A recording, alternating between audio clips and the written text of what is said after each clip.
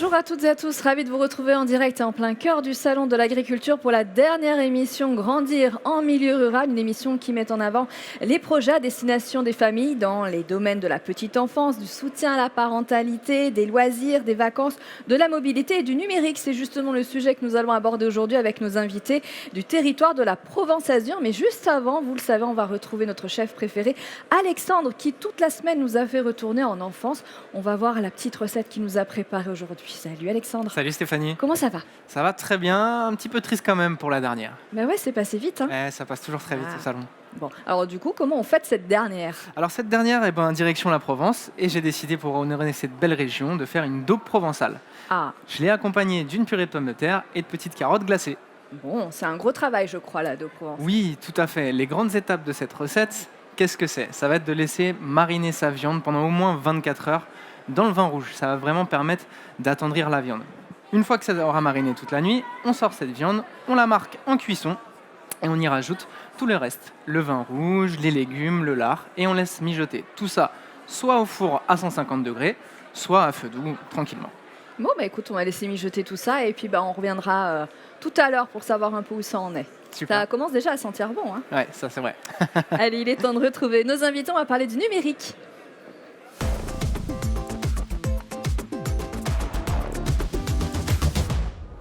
Vanna Raimondo, vous êtes administratrice MSA Provence-Azur. Julie Diederich, vous êtes responsable pôle développement des territoires MSA Provence-Azur. Et Hélène Guillon, vous êtes déléguée générale de l'association Banque du Numérique. Bonjour à toutes les trois, ravie de vous recevoir sur ce plateau. Vous allez bien? Oui, ça va. Bonjour. Bonjour. Alors, je rappelle, grandir en milieu rural, ce sont 5 thématiques. Aujourd'hui, nous allons parler du numérique. Au total, le dispositif GMR a permis en 2023 de financer 167 actions et 231 en 2024.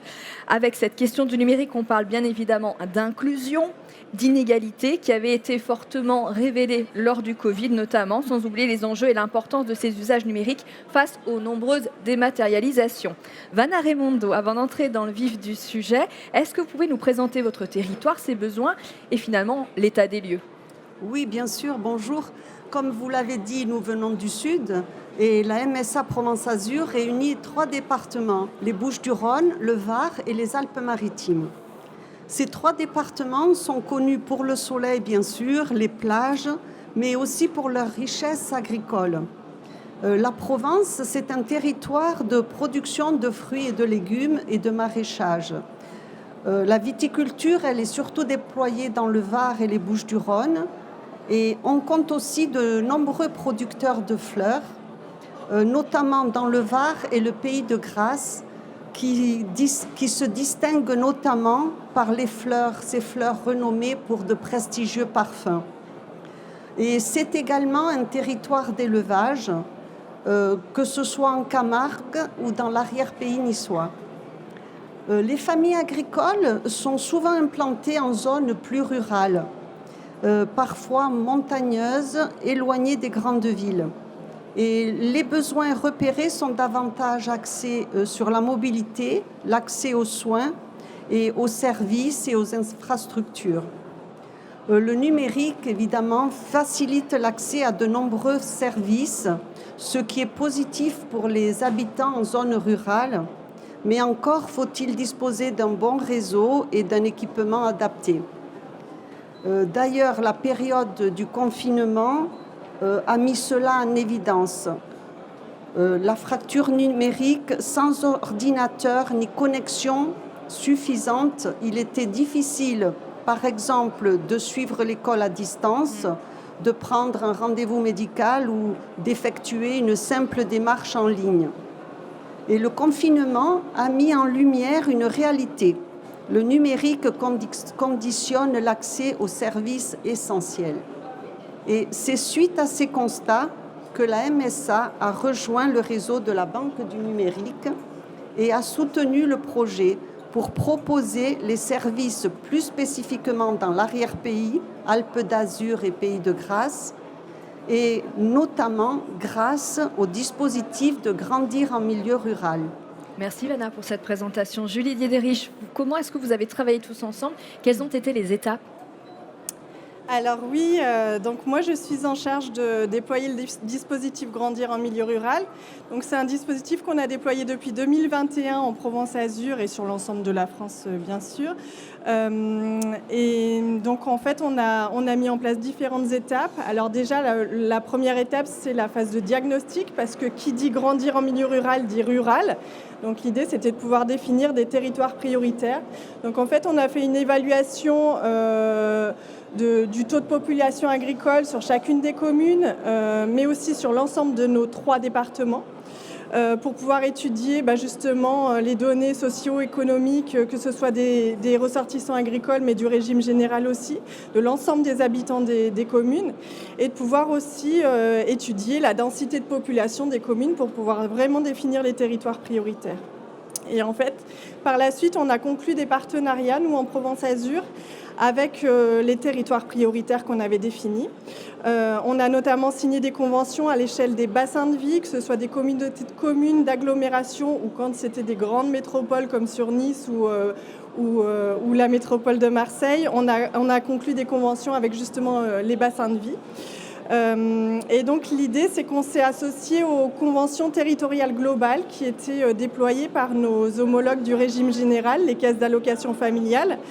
Donc on s'est associé à ces conventions de partenariat qui sont des conventions à l'échelle de 3-4 ans, de pouvoir définir justement, suite à un diagnostic de territoire, l'ensemble des actions qui seront menées pour réduire les problématiques du territoire. Et donc il nous a semblé opportun d'être signataire et de pouvoir apporter le dispositif Grandir en milieu rural dans le cadre du déploiement des plans d'action. Donc en fait, nous aujourd'hui, sur nos 3 départements, on est signataire de 12 conventions territoriales globales, bientôt 13 normalement, en général 4 par département. Et la volonté de nos administrateurs, c'était justement d'être signataires, mais pas que, de pouvoir apporter les moyens financiers pour aider les territoires à se développer face aux difficultés qui étaient repérées. Et donc la 3e étape, on est passé sur le financement. Donc comment déployer le dispositif Grandir en milieu rural.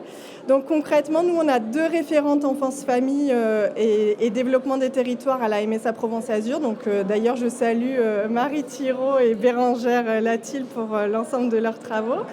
Donc en fait elles font le lien avec les chargés de coopération, avec les différentes communes, avec les porteurs de projets, notamment associatifs, pour pouvoir justement faire remonter des projets, qu'on puisse les présenter à nos administrateurs, parce que ce sont eux qui valident les moyens financiers. Et donc c'est par ce biais-là qu'on arrive à financer les différents projets et apporter un développement des territoires. Donc nous, au jour d'aujourd'hui, depuis 2021, on est sur une moyenne de 50 projets financés par an. Par rapport à ce qu'a évoqué Vanna, c'est vrai que sur les problématiques du numérique, là on voit vraiment concrètement, face à une difficulté qui a été repérée par les acteurs, par les communes, par les partenaires, de pouvoir financer une expérimentation qui était déployée sur Nice, à la faire intervenir sur des territoires qu'on avait jugés prioritaires. Voilà. On voit que ça part du terrain et ça, c'est le plus important. Merci beaucoup, Julie, pour toutes ces explications. Je propose qu'on rentre dans le vif du sujet.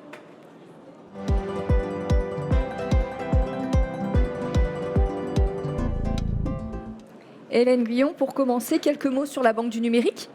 Alors, la Banque du numérique, c'est assez récent. En fait, ça date depuis 2021. Nos fondateurs se sont inspirés de la banque alimentaire en se disant qu'aujourd'hui, même l'ONU reconnaît le numérique comme un droit essentiel et qu'il s'agit d'œuvrer en fait pour que justement ce droit soit effectif en fait dans les territoires et les campagnes. Donc c'est un collectif, une association qui réunit à la fois des entreprises, des institutions et des associations en vue de lutter contre la fracture numérique. Alors en quoi consiste ce projet? Racontez-nous. Alors le projet qu'on a conduit avec la MSA, c'est effectivement de donner les moyens en fait à des personnes qui vivent en milieu rural d'à la fois s'équiper et devenir autonomes sur l'inclusion numérique, sur l'accompagnement. Donc comment faire dans ce cadre-là? D'un côté, on propose en fait à des entreprises de nous donner les vieux parcs informatiques qu'on réinstalle et qu'on met dans une banque commune qu'on va attribuer à des personnes qui seront repérées par des partenaires dans les zones rurales. Et la difficulté dans les zones rurales, c'est souvent de repérer les bons partenaires en fait qui vont faire relais et voir les difficultés qui sont celles d'agriculteurs ou de familles ou même d'enfants par rapport à la scolarité qu'ils rencontrent quotidiennement. Les besoins augmentent. Les besoins augmentent. On a en quelques années, là en 3 ans, eu près de 1630 demandes en fait d'équipement. Alors parmi celles-ci, il y a 266, je crois, équipements qui viennent de communes qui sont dans le moyen et le haut pays. On a, dans le cadre de la Grandir en milieu rural, eu en fait beaucoup de demandes dans le cadre du Pays de Grasse, qui était une zone repérée effectivement par le diagnostic de la MSA avec la CAF. On a eu des demandes aussi dans le territoire des Alpes d'Azur, qui sont en fait les zones un peu vallonnées des Alpes-Maritimes. On pense souvent à la mer, aux Alpes-Maritimes, mais il y a toute une frange vraiment de population qui vit en fait dans des petits villages dans les moyens et hauts pays. On a commencé également sur le Var. Donc ça se déploie. On essaye. Je crois que c'est 15 communes pour l'instant, 6 bassins, c'est ça ? 15 communes, 6 bassins. On continue notre volonté d'aller au-devant en fait, des campagnes parce qu'il y a une double fracture, à la fois l'isolement géographique et l'isolement numérique. Et donc, du coup, l'accompagnement est double en fait, par rapport à ces zones. Le défi à relever, c'est quoi ? C'est justement, on va dire, l'étendue géographique du travail des zones rurales et de trouver des partenaires qui vous font don du parc obsolète ? Alors, les partenaires qui nous font don en fait, de matériel, finalement, on a moins de soucis qu'on imaginait initialement, en fait. Puisqu'il y a beaucoup de matériel, malheureusement d'ailleurs au niveau environnemental, qui est mis à la poubelle en fait, alors qu'il marche encore. Donc nous, on active en fait un réseau de bénévoles qui nous permet de réinstaller les matériels et de les rendre à nouveau opérationnels, leur offrir aussi une seconde vie. Donc en fait, c'est une seconde vie à la fois pour les personnes qu'on équipe, celle de la vie numérique et celle de l'ordinateur ou de l'équipement qui va être attribué. Julie Diederich, quel est le bilan ? Quels sont les retours d'expérience ? Ça marche bien, j'imagine ? Ça marche bien, bilan très positif. C'est vrai que on peut faire le bilan d'un point de vue des bénéficiaires et des personnes. Donc, comme l'a dit Hélène, il y a 226 personnes en zone rurale qui ont pu bénéficier d'équipements, que ce soit de téléphone, d'ordinateur. C'est un nombre qui a vraiment augmenté au fur et à mesure des années, parce que le Covid, c'était pas non plus il y a si longtemps. Et c'est vrai que les premiers financements, ça a été en 2023 pour la Banque du numérique. Donc, en quelques années, ça a été passer de 0 à 2026. À 226, c'est important. Un bilan aussi très positif d'un point de vue partenarial, puisque c'est vrai que cette banque du numérique, il y a vraiment une collaboration avec l'ensemble des partenaires institutionnels. On a cité la CAF, mais il y a aussi la CARSAT, la CPAM, l'ensemble des organismes de sécurité sociale, mais aussi le département des Alpes-Maritimes. Et donc, c'est une belle collaboration au service des populations et des zones rurales. Et puis, d'un point de vue plus global et en prenant un peu plus de hauteur, c'est vrai que grandir en milieu rural, ça a vraiment un bilan positif pour les territoires ruraux, pour la MSA. C'est un dispositif qu'on a pu mettre en place que depuis 2021, mais c'est vrai qu'en 5 ans, on voit vraiment la visibilité de la MSA qui est vraiment plus importante. Nous, par exemple, en Provence-Azur, on demande pour chaque financement, donc pour la moyenne des 50 financements par an, on demande pour chaque financement que le logo soit apposé. Quand on crée des crèches, des dispositifs mobiles de santé sur les territoires ruraux, on demande que le logo soit apposé et que les administrateurs soient présents lors des inaugurations. Et c'est vrai que tout ça, ça participe à rendre visible notre institution et justement le soutien dès le premier kilomètre de la MSA auprès des communes et des habitants. Justement, je crois que l'opération a permis de nombreux reportages. Je vous propose d'en regarder un qui a été signé Monaco TV. On les remercie d'ailleurs.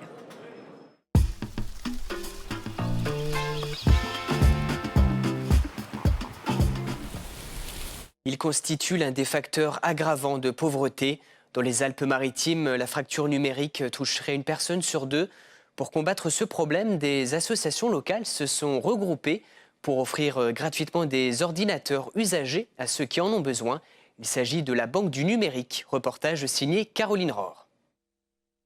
À Grasse, dans le bureau de l'association Défi, Sylvie attend son ordinateur avec impatience. Cette mère célibataire est sans emploi depuis qu'elle s'occupe de son fils. Comme j'ai un enfant autiste, il n'y a quasiment rien qui est remboursé. Donc du coup, financièrement, ça me bloque toujours un petit peu. Pour elle, recevoir cet ordinateur est un soulagement. Et c'est vrai que c'est tellement rare aujourd'hui d'avoir des choses comme ça que du coup, pour une fois, j'en ai profité. Et puis quand on nous tend la main, ça fait du bien. Selon la Banque du numérique, il serait 130 000 dans les Alpes-Maritimes à ne pas disposer d'outils informatiques chez eux. Pour remédier à cette inégalité, l'association collecte des ordinateurs et les fait reconditionner. Alors pour récupérer des ordinateurs, des tablettes, des smartphones, on fait appel à des entreprises privées, des entreprises, des institutions, des collectivités, des mairies qui, au moment de changer leur parc informatique, décident de se séparer des anciens. C'est ici, dans cet atelier, que le matériel est remis à neuf. Ce matin, c'est le Trésor public qui fait don d'une dizaine d'ordinateurs. Avant d'être remis dans les mains des futurs bénéficiaires, les PC doivent passer par quelques étapes indispensables. Bon, ici on a la fiche technique, accompagnement de PC. On a tous les connectiques qui sont dedans, toutes les configurations et c'est à moi de vérifier. Les techniciens qui travaillent ici sont issus du milieu de l'insertion. La Banque du numérique tient à s'entourer de partenaires qui répondent à des critères éthiques. Une boucle vertueuse à laquelle l'entreprise répond depuis sa création. Le projet qui remonte donc, lui, à 1997, a été fait à l'initiative d'IBM France. Le premier objectif, c'était de créer des emplois à travers donc des entreprises d'insertion. Et le deuxième objectif, c'était de reconditionner le maximum de matériel pour qu'ils échappent au recyclage et donc à la destruction. Créée il y a 2 ans, la Banque du numérique s'inspire d'un modèle bien connu, celui de la banque alimentaire. C'est un collectif inédit d'acteurs publics et privés qui se sont regroupés pour trouver des solutions pour les personnes qui sont éloignées du numérique aujourd'hui. L'année dernière, l'organisme a fait don de 200 ordinateurs à des habitants des Alpes-Maritimes. Il espère désormais s'implanter dans d'autres départements pour lutter contre la fracture numérique.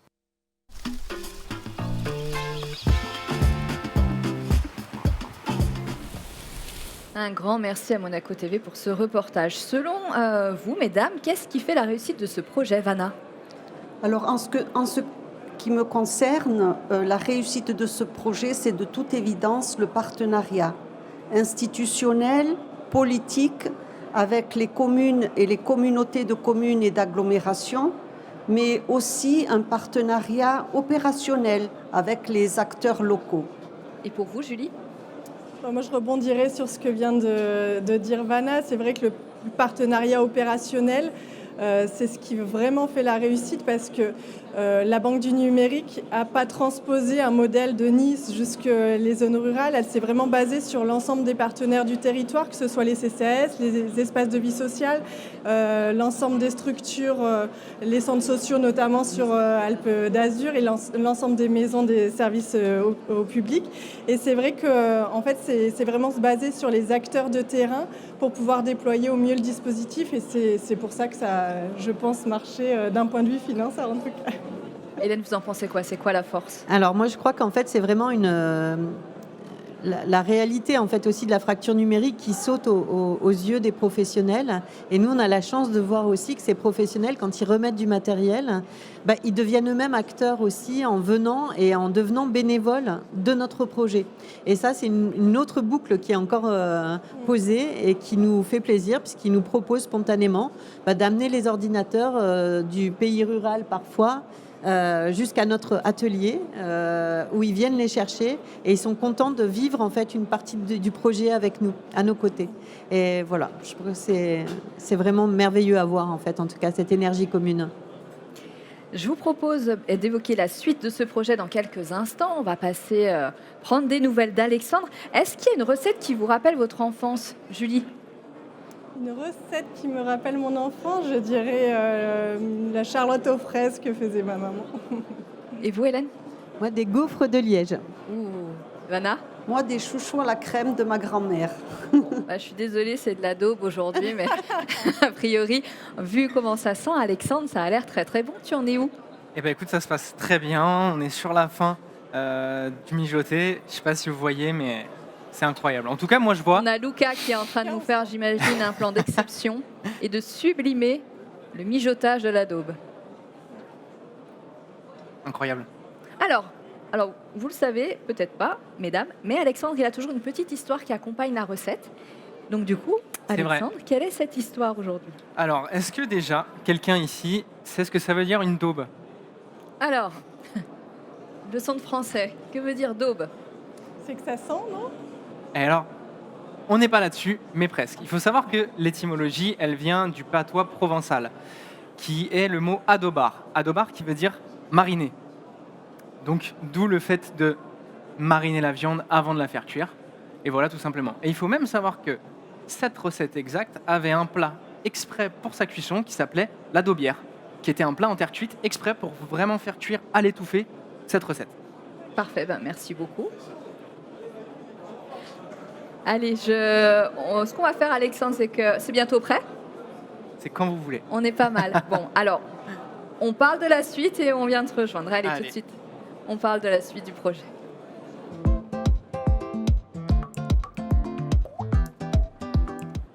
Alors, fort de cette réussite, Vanna, quelle est la suite? Alors, la suite pour moi serait le déploiement du dispositif sur toutes les zones rurales de Provence-Azur et de proposer systématiquement un accompagnement à l'usage du numérique et aussi au fait d'être vigilant dans ces usages. C'est peut-être à co-construire avec l'offre de services MSA et le deuxième pilier MSA Service qui réalise déjà des ateliers et des formations sur le numérique. Julie, qu'est-ce que vous prévoyez pour la suite? Alors la suite, peut-être valoriser justement toute la réussite de ces deux expérimentations, peut-être aussi avec, grâce à cette émission télé qu'on pourra diffuser au niveau des territoires. Et puis après, la suite pour grandir en milieu rural, c'est vrai qu'on attend les prochaines orientations un petit peu politiques et stratégiques de la Caisse centrale pour voir si le dispositif perdure. En tout cas, nous, on espère sur les territoires que ce dispositif qui produit des effets vraiment positifs puisse perdurer sur la durée. En tout cas, c'est important de le dire, c'est important de le montrer que ce dispositif, il est plus qu'essentiel. Merci beaucoup. Hélène Guillon, la Banque du numérique, qu'est-ce qu'on fait? On peut se souhaiter de se déployer un peu plus sur le Var.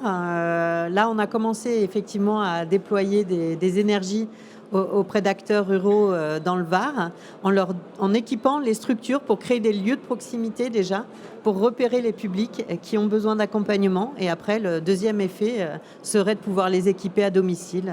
Voilà. J'ai deux questions surprises pour vous.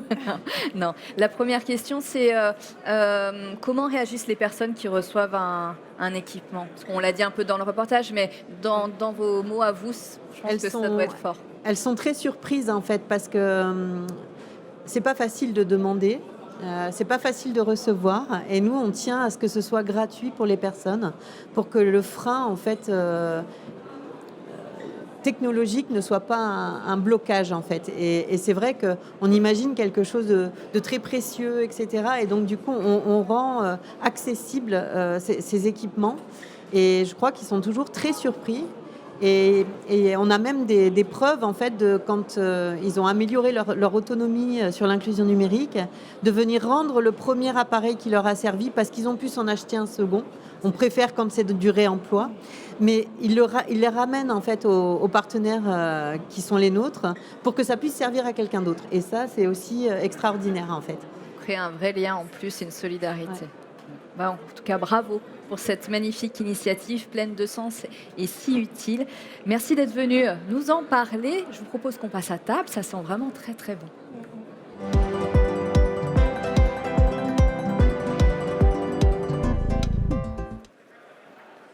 On arrive, Alexandre. Super. Allez-y, je vous en prie. On va se mettre derrière la cuisine. On va voir si Alexandre a besoin d'un coup de main. Oh, mais vous savez, j'ai toujours besoin d'un coup de main, mais bon, aujourd'hui, je prends le temps. Voilà, vous voyez, c'est la dernière. On a envie de prendre le temps. On est un peu triste de partir, en fait. C'est magnifique, hein, ça sent bon. Merci beaucoup. Alors, est-ce que vous avez retenu un petit peu la petite leçon sur la daube? Est-ce que vous vous rappelez? Ah, ok, il y a la cuisson, ouais. Ouais, tout à fait. aussi. Vanna, si vous pouvez utiliser le micro si vous voulez. Laisser mariner. Et sur notamment l'étymologie dans le du mot, est-ce que vous en rappelez? Est-ce que vous savez ce que veut dire daube? Ou en tout cas adobar dans le patois provençal. C'est de laisser mariner pendant longtemps. C'est ça, c'est vraiment Julie, elle a mariné. écouté, elle a suivi. Je vais noter la recette. Tu vois, Alexandre. Alors, mais concrètement, alors, on va chez notre boucher préféré. Tout à fait. On lui demande. On lui demande morceau. alors voilà, il faut vraiment un morceau qui puisse être aussi tendre. Donc généralement, on va préférer la joue, la main creuse, le gîte, etc.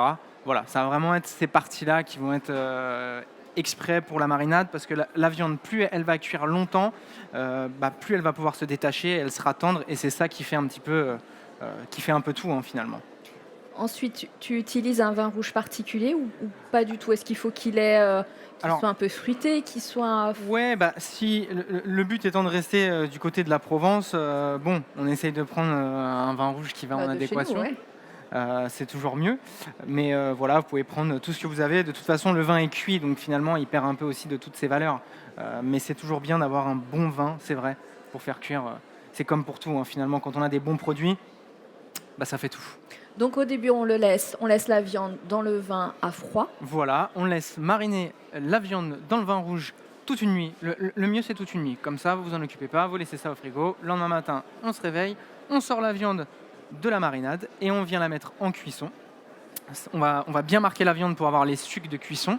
Et après, on vient déglacer avec ce vin rouge avec lequel a mariné la viande. Et après, on laisse mijoter. Vous pouvez soit mettre au four, comme ça vous êtes tranquille, à 150 degrés pendant 4 heures. Et comme ça, vous êtes tranquille. Au minimum 4 heures. Voilà. Après, on rajoute un petit peu de concentré de tomate à la fin. Ça va nous rendre cette belle petite sauce, vous voyez, bien épaisse. Il est là le secret, t'as mis du temps à nous le donner quand même. Ouais, mais on donne pas de Non, mais... Ok, très bien. Eh bien, écoutez, je vous propose de goûter, mesdames. Ça sent très, très bon. Le temps pour moi, de vous remercier, Vanna Raimondo, Julie Diederich, Hélène Guyon, d'être venues depuis le Sud et de nous parler de cette très, très belle opération. Ces émissions Grandir en milieu rural ont été coordonnées par Myriam Bouzeriba. On lui dit un grand merci également à Patrick Silva de nous avoir fait confiance ainsi qu'à Alexandre Pour. Merci à vous de nous avoir suivis. À suivre le dernier débat de cette semaine consacré au renouvellement des générations. Un grand merci à toi Alexandre et Laura qui est en coulisses et qui travaille aussi d'arrache-pied pour que ces recettes soient impeccables. On vous retrouve sur Instagram à les ratables. Merci de nous avoir fait retourner en enfance et d'avoir relevé ce défi qui était quand même pas si simple. Merci. Un grand merci à toutes les équipes de la MSA, à l'ensemble des partenaires d'être venus nous présenter ces actions indispensables à une ruralité heureuse et équitable. Bon appétit, salut à tous.